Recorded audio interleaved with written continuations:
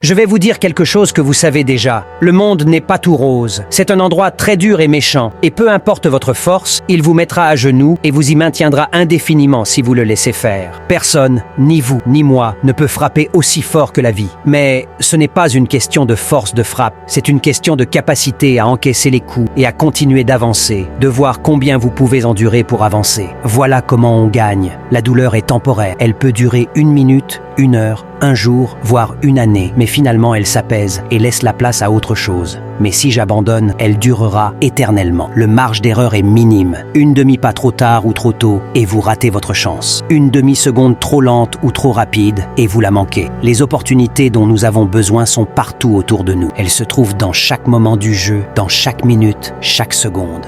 Il faut rêver, il faut le protéger.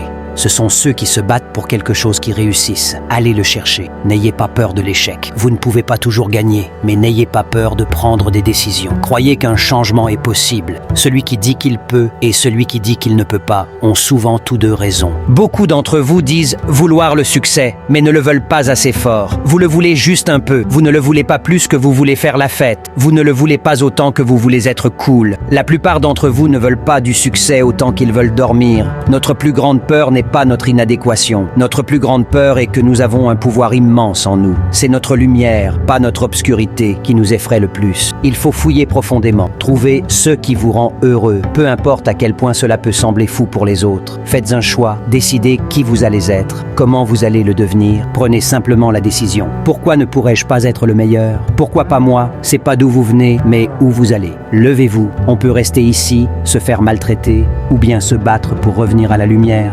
On peut sortir de l'enfer, centimètre par centimètre, pouvoir à tout moment sacrifier ce que vous êtes pour ce que vous deviendrez. La plupart d'entre vous ne réussiront pas, car quand vous étudiez et que vous êtes fatigué, vous abandonnez. Je ne suis pas doué en mathématiques, c'est vrai, tu n'as jamais étudié. Je ne suis pas bon en écriture parce que tu n'as jamais écrit auparavant. Le talent est naturel, mais la compétence se développe uniquement avec des heures et des heures à travailler sur votre métier. Si vous ne rendez pas la vie meilleure à quelqu'un d'autre, alors vous perdez votre temps. Ne pleurez pas pour abandonner, pleurez pour continuer. Ne pleurez pas pour abandonner. Vous souffrez déjà, vous avez déjà mal, tirez-en une récompense. Maintenant que vous savez ce que vous valez, allez chercher ce que vous méritez. Mais vous devez être prêt à encaisser les coups. Ne pointez pas du doigt en disant que vous n'êtes pas là où vous voulez être à cause de lui, ou elle, ou de quiconque. Les lâches font ça, et ce n'est pas vous. Vous êtes meilleur que ça, parce que chaque jour est un nouveau jour. Chaque instant est un nouvel instant. Alors maintenant, vous devez sortir et leur montrer que je suis un être différent. Maintenant, je vais leur montrer à quel point je suis grand. Dans le chapitre de Saint Luc, il est écrit que le royaume de Dieu est en l'homme. Pas en un seul homme, ni en un groupe d'hommes, mais en tous les hommes. En vous. Le pouvoir de créer des machines. Vous avez le pouvoir